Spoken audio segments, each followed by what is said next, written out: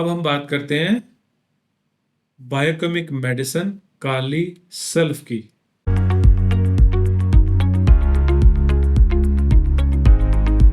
Kali sulph के बारे में आज हम बात करेंगे। काली सल्फ जो है ना, ये एक बायोकेमिक मेडिसिन है।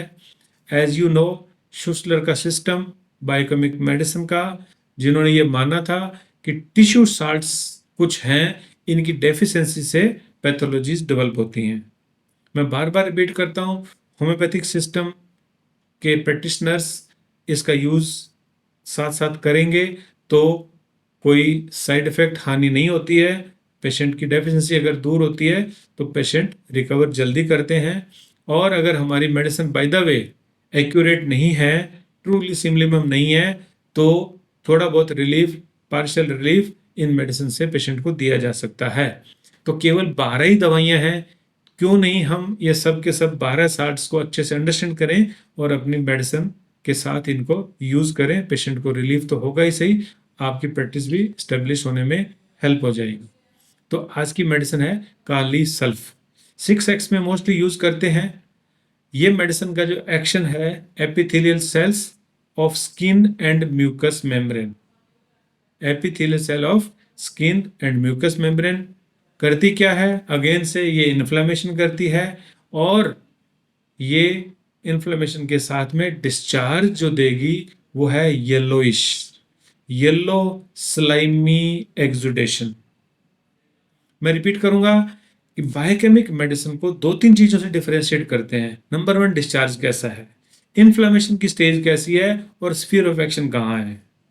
तो इस मेडिसिन का जो स्फीयर ऑफ एक्शन है वो स्किन की म्यूकस मेम्ब्रेन है, कर रही है वो inflammation. Stage of inflammation 3rd stage, जिसमें येलो स्लाइमी एक्सुडेशन हो गया। काली जहां है वहां स्लाइमी आ गया, और सल्फ जहां है वहां पस वाला आ गया, येलोइश आ गया। ठीक है। अब इसमें क्या है कि जो इन्फ्लेमेशन है ना वो इनवर्ड कोर्स ले लेती है। Instead coming out, inflammation takes inward course, यानी कि डीप चली जाती है।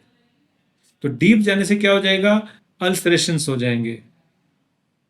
ठीक है, नेक्रोसिस हो जाएगी और अल्सरेशंस हो जाएंगी, यानी कि पस प्रोड्यूस हो जाएगी, सेप्टिक कंडीशंस हो जाएंगी।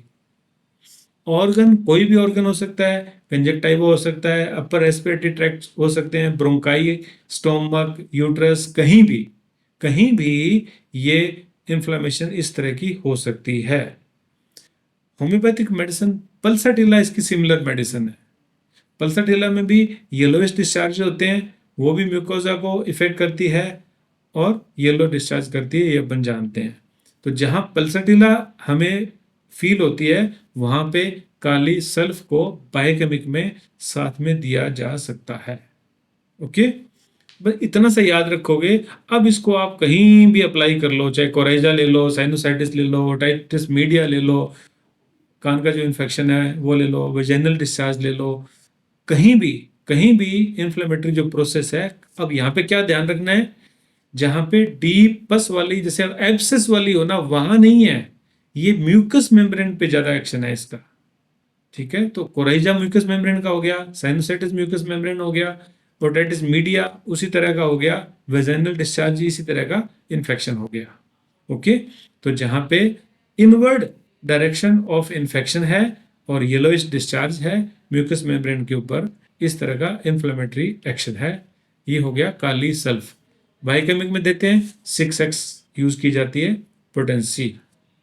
ओके, तो आप भी इस तरह की जहां भी आपको सेप्टिक कंडीशन मिले वहां पे काली सल्फ का इस्तेमाल करो, रिजल्ट्स अच्छे हो जाएंगे।